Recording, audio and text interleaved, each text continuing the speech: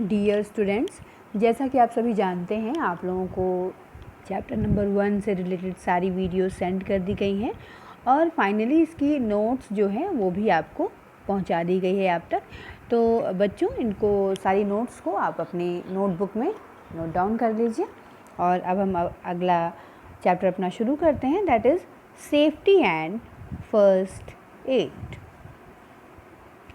Safety and first aid means सुरक्षा और पहला इलाज या उपचार। सबसे पहले आइए जानते हैं व्हाट इज़ सेफ्टी, यानी सेफ्टी क्या है। सुरक्षा, safety means learning to protect oneself from any harm, यानी किसी भी चोट से, किसी भी तकलीफ़ से खुद को हम कैसे प्रोटेक्ट करें, इसको बोलते हैं safety. Carelessness can cause accidents, यानी if we are going careless, accidents will cause. अगर हम केयरलेस होंगे तो डेफिनेटली एक्सीडेंट्स तो होंगे, यानी हमारे साथ दुर्घटनाएं हो सकती हैं। Things which happen suddenly and harm or injure us are called accidents, यानी ऐसी चीज़ जो अचानक होती है और हमें चोट पहुंचा जाती है, हमें नुकसान कर जाती है, उसको हम बोलते हैं एक्सीडेंट। एक्सीडेंट मीन्स दुर्घटना। Accidents can be prevented by following safety rules. If we want to prevent these accidents, we will have to follow some safety rules. अगर हम इन एक्सीडेंट से बचना चाहते हैं तो हमें कुछ एक सेफ्टी रूल्स को फॉलो करना चाहिए। तो what are these safety rules? Let's study about it. Many rules have been made for our safety. Mean to say that there are so many rules that is made up for our safety, यानी बहुत सारे ऐसे rules हैं जो हमारी safety के लिए बनाए गए हैं। We should follow them at all times and everywhere. हमें इन सारे सेफ्टी रूल्स को हमेशा और हर जगह श्योरली फॉलो करना चाहिए। If we follow safety rules, we can be safe.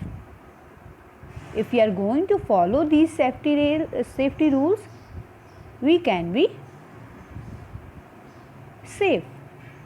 अगर हम इन सारे सेफ्टी रूल्स को फॉलो करेंगे तो निश्चित हमारा एक्सीडेंट कभी नहीं होगा और हम सेफ रहेंगे। What are the safety rules that we have to take at home? Let's talk about it.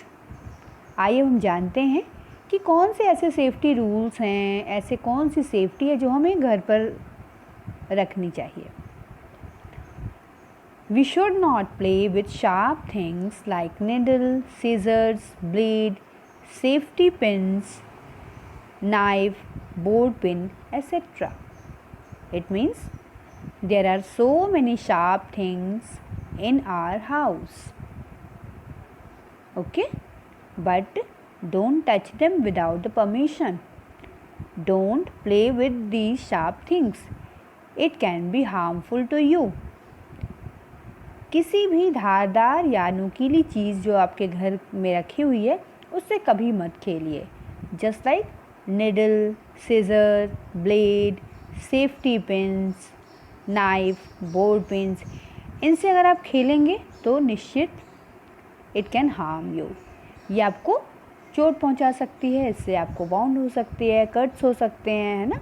Use them very carefully. If there is any need that you will have to use it, then use it very carefully with the help of your mother और with the help of any elder person in your house.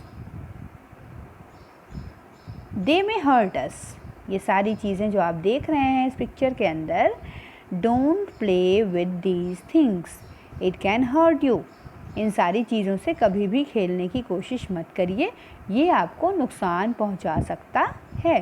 These are so many sharp things. Okay students, and what are the other safety rules that we have to follow? The next is, although electricity is very useful to us, but we should not play with electric wire, electric switches, electric appliances like heater, microwave, mixture, etc. Okay, students, you know very well that electricity is very useful to us, but electricity के साथ खिलवाड़, electric appliances के साथ खिलवाड़, ये आपके लिए जानलेवा हो सकता है, इससे आपकी जान तक जा सकती है। So do not play with electric appliances, just like electrical appliances, just like heater, microwave, mixer grinder, oven, cooler, ये सारी जितनी भी चीज़ें हैं इलेक्ट्रिसिटी से चलने वाली, इससे कभी भी आप खेलिए मत। Don't touch them with wet hands, और कभी भी इलेक्ट्रिक स्विच या इलेक्ट्रिकल अप्लायंसेस को अपने वेट हैंड से यानी गीले हाथों से नहीं टच करिए। They may give us strong electric shock, इससे आपको इलेक्ट्रिक का शॉक लग सकता है, झटका लग सकता है, जिससे आपकी जान भी जा सकती है। Do not play with match stick और any other source of fire like lit candles और lamps, they might spark off a fire. Match sticks means माचिस की जो तेलियाँ होती हैं, उससे कभी भी मत खेलिए, क्योंकि ये इससे आग लग सकती है। कैंडल्स जली हैं, लैम्प जला हुआ है, इसके भी साथ आप कभी भी खिलवाड़ नहीं करिए। दे might spark off a fire, ये इसका एक छोटा सा जो स्पार्क है वो भी आग लगा सकता है। So these are so dangerous things, don't touch it and don't play with these things. We should keep our toys, books, clothes and other things in their proper places. आपकी जो टॉयज़ हैं, बुक्स हैं, clothes हैं, ये जितनी भी चीज़ें आपकी हैं, इनके लिए एक प्लेस डिसाइडेड है। खेलने के बाद इन सारी चीज़ों को हमेशा अपने प्लेस पर ले जा कर के रख दीजिए। डोंट टीज और disturb animals, they may bite और scratch you. If you are going in any zoo और in your street, then don't tease और डिस्टर्ब एनिमल्स, किसी भी एनिमल को टीज़ मत करिए, यानी चिढ़ाइए मत या उनको छेड़िए नहीं। दे में बाइट और स्क्रैच यू, वो आपको खरोंच सकते हैं या आपको वो काट लेंगे। अगर आप उनको अननेसेसरी परेशान करेंगे तो निश्चित वो आप अपनी सुरक्षा के लिए वो आपको काटेंगे, वो आपको हर्ट करेंगे। Do not play with bed sheets or pillowcases by pulling them over your head, यानी बेडरूम में don't play, there are so many pillows, covers and so many things are there in your bedroom, so don't play with. If you want to play, then go outside and play outdoor games there. If you want to play inside, then play inside games. There are so many inside games, indoor games you can say. Okay, take medicines only after asking an adult.